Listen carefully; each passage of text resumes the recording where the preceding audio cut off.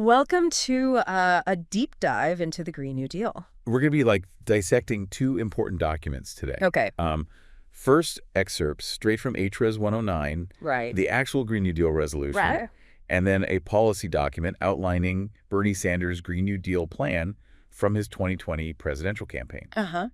Our goal here is to understand the core ideas, the arguments, and the proposed solutions in these documents. Not to pick sides, not to tell you what to think. It's like we're giving you the tools for informed thinking about this. Yeah. You come away understand the Green New Deal's framework and then how different perspectives view its potential impact. Exactly. So HRES 109 starts by connecting climate change to some very real consequences. Okay. That we see every day, like rising sea levels, devastating wildfires, Yep. more frequent and extreme weather events. Mm-hmm. It paints a picture of climate change threatening not just the environment, Right. but also human life, our communities, and critical infrastructure.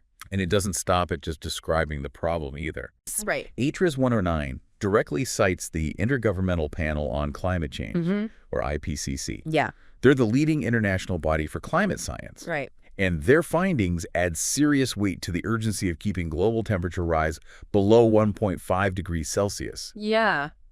That threshold is critical because beyond that point, scientists predict the most severe, irreversible climate change impacts. So 1.5 degrees is kind of like that, that line in the sand. It's a tipping point. Yeah. Yeah. The resolution makes a strong case that the United States has a responsibility to lead on climate action, both because of our historical contribution to greenhouse gas emissions and our technological capacity for solution. Yeah, we have the power to make a difference. Yeah. And it goes further to argue that climate change is intricately linked to other major challenges, like economic inequality, wage stagnation, and racial disparities. Essentially, it's suggesting that tackling climate change requires addressing these interwoven social and economic issues as well. It's all connected. Yeah, it's a multifaceted approach, that's for sure. Now, it's important to remember that HRES 109 is a resolution, not a law. Right. It expresses the House of Representatives' stance. But it doesn't have the power to directly implement specific actions. It sets goals. Yeah, it's more about setting goals. And principles. And principles. Right. And one of the key principles in HRES 109 is achieving net zero greenhouse gas emissions through a fair and just transition. So what does that mean? Yeah, break that down. Net zero means cutting emissions as much as possible and then balancing out any remaining emissions by removing greenhouse gases from the atmosphere. So it's not just about reducing. It's also about It's about reaching a balance. Right. And a just transition means ensuring no one is left behind in this transition to a green economy. Particularly workers in fossil fuel industries and communities most vulnerable to environmental harm.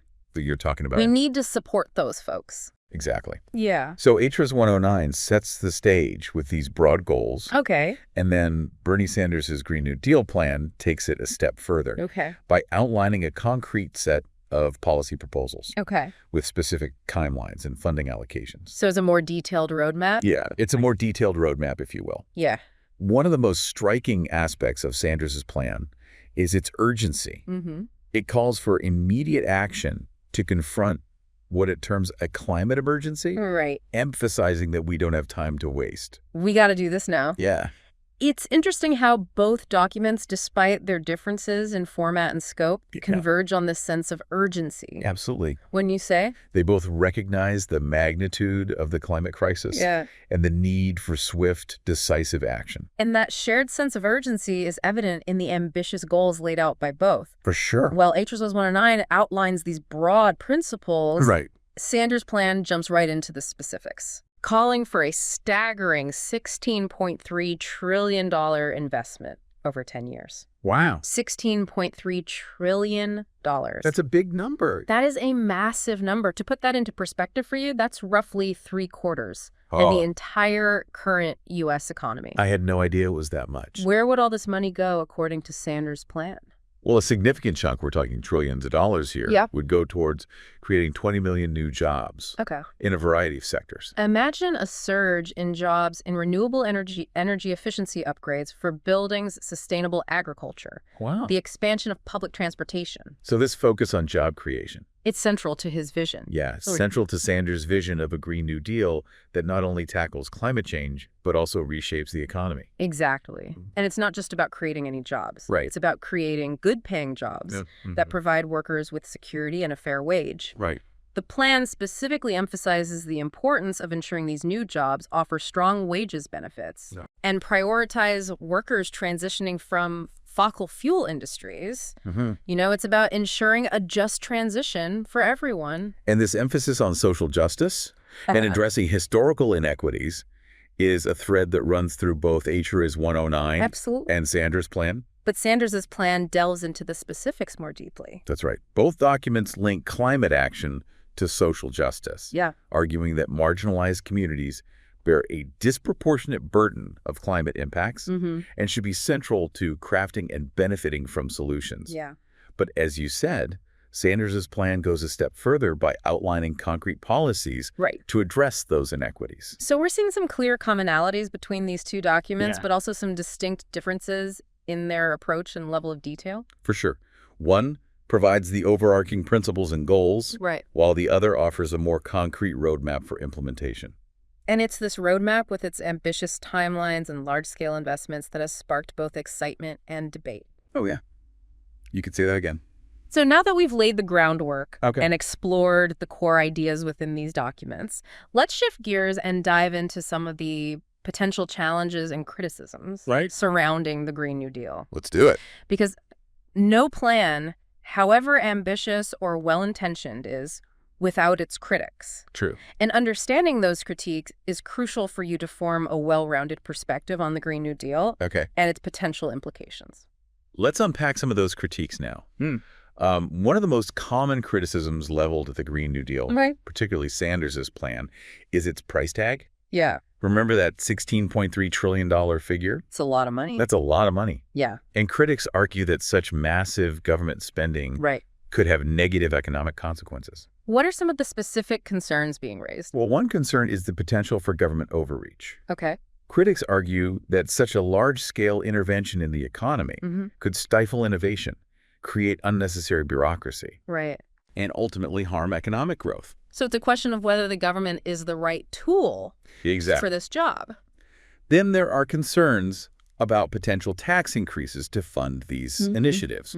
Critics argue that higher taxes could discourage investment, burden businesses and individuals, and ultimately slow economic growth. It's kind of like that classic debate of government spending versus fiscal responsibility. What about the argument, though, that investing in a green economy will ultimately pay for itself through job creation and avoided climate change costs? That's a key argument made by proponents of the Green New Deal.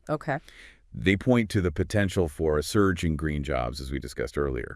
They also emphasize the long-term economic benefits of addressing climate change, such as reduced healthcare costs associated with pollution and avoiding the massive expenses of dealing with climate-related disasters. So it's like a long-term investment with potentially significant returns. That's the idea.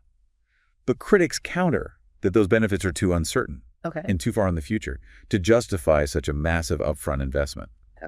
They argue that the economic disruptions caused by a rapid transition away from fossil fuels could outweigh any potential long-term benefits. It sounds like there's no easy answer here. It's a complex issue. Yeah, both sides have valid points. It's about sort of weighing those risks and rewards. About finding the right balance. Yeah. Different approaches.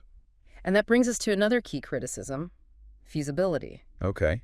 Can we realistically achieve such a rapid and radical transformation of our energy system? Especially considering those timelines. Yes. Especially considering the ambitious timelines outlined in both documents. Critics, particularly those skeptical of Sanders' plan to achieve 100% renewable energy for electricity and transportation by 2030, question whether our current technology can meet those demands reliably and without causing disruptions to our energy supply and our way of life. So it really boils down to the technological hurdles. Precisely. While renewable energy technology has advanced significantly, there are still challenges related to energy storage grid reliability and the intermittent nature of sources like solar and wind power. So for example, like how do we store enough solar energy to power homes and businesses at night? Or during cloudy periods? These are complex engineering and logistical challenges that need to be addressed. Yeah. Critics argue that relying solely on current technologies could lead to energy shortages, price spikes, and disruptions to our daily lives. It makes you wonder, are there any historical examples? That's a good question. We can look to for guidance on how to achieve this. Well, that's a question that Sanders tries to address by drawing parallels to the New Deal era and the mobilization efforts during World War II. He argues that these periods demonstrate the government's capacity to drive large-scale economic and technological change in times of national urgency. It's an interesting comparison, but some might argue that the context is quite different.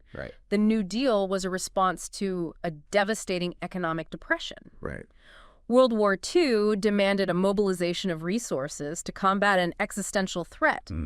Climate change, while urgent, is a more long-term challenge. That's a valid point. Critics of the Green New Deal often argue that drawing such direct parallels to these historical examples is misleading. They maintain that the scale and complexity of transforming our energy system to address climate change are unprecedented and require different solutions. So even if we could overcome the technological and economic challenges, there's still the question of political will and public acceptance. And that's where we get into some of the more fundamental critiques of the Green New Deal's scope and approach. Because it's not just about climate change, is it? Exactly. These proposals touch on a whole range of issues, from job guarantees and healthcare to affordable housing and racial justice. And that's where critics argue that the Green New Deal becomes too broad. It's too much at once. Too unwieldy. They contend that by attempting to address so many issues at once, it risks becoming politically untenable and losing focus on its core objective of tackling climate change. It's like trying to boil the ocean. Exactly. They're saying a more targeted approach focused solely on reducing emissions might be more effective. That's the argument. They suggest that by narrowing its focus, the Green New Deal could garner broader political support and have a greater chance of success. But proponents of the Green New Deal would argue that climate change is inseparable from these social and economic issues. They're all connected. They say that you can't address one without addressing the others. Exactly. They see the Green New Deal as an opportunity to not just avert climate change, but to also create a more just and equitable society. They argue that a piecemeal approach would be insufficient to address the scale and interconnectedness of the challenges that we face. So it comes down to a fundamental disagreement about the role of government. It's about values. It's about priorities. The urgency of the climate crisis. And the best path forward. And those disagreements are reflected not only in the debate over the Green New Deal's scope, but also in the specific policy prescriptions being proposed. For example, some proponents of the Green New Deal are highly critical of market-based solutions to climate change, like carbon pricing. Carbon pricing, so that's where you put a price on carbon emissions. Exactly. You put price on carbon emissions to incentivize companies to reduce their pollution.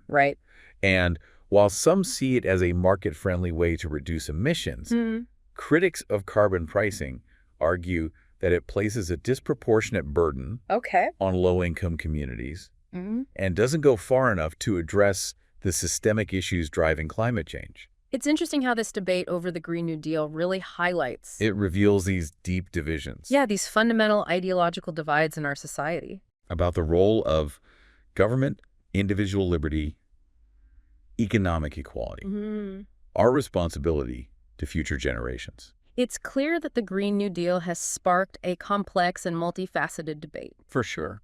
But even with all of these critiques and challenges, is there something valuable about the conversation that it has ignited? It's been quite a deep dive, hasn't it? It has. We've explored the core ideas behind the Green New Deal, from its ambitious goals to the many criticisms that it faces. But I think now let's shift our focus from the what to the so what. What does all of this mean for you? That's the crucial question, isn't it? Because regardless of where you stand on the specifics of the Green New Deal, it has undeniably shifted the conversation around climate change.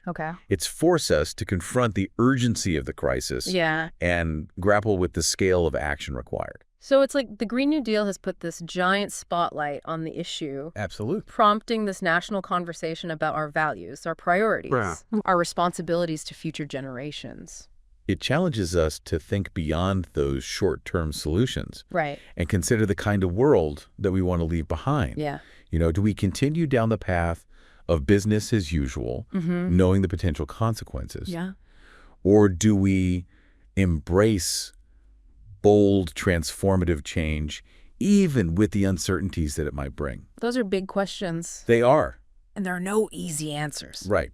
But the Green New Deal, by sparking this debate, has pushed climate change to the forefront of our national agenda. Okay. It's no longer a fringe issue, right, but something we have to grapple with, both individually and as a society. And that in itself is significant. It is. Even if you disagree with certain aspects of the Green New Deal, the conversations that it has sparked are crucial for us moving forward. Absolutely. It's about acknowledging the urgency of the climate crisis. Right. And engaging in a meaningful way with different perspectives on how to address it. It's about recognizing that there is no one-size-fits-all solution here. Exactly. And that finding common ground requires understanding different viewpoints. Yeah. Even those that we might not agree with. For sure. And that's where you, the listener, come in. Okay. As you continue to learn and engage with these ideas. Yeah. Consider what resonates with you. What solutions do you find most compelling? What concerns do you have? Because ultimately, the Green New Deal isn't just a policy document. Right. It's a call to action. It is. It's an invitation for each of us to become more informed, Absolutely, more engaged citizens, and to participate in shaping a just and sustainable future. I love that. So as we wrap up this deep dive, yes, remember this is just the beginning. Keep asking those questions, stay curious, yeah, and never underestimate your power to make a difference no matter how small it may seem. Because every conversation, every action can contribute to building a better future. I love it. That's it for today's deep dive. Until next time, keep those brainwaves buzzing.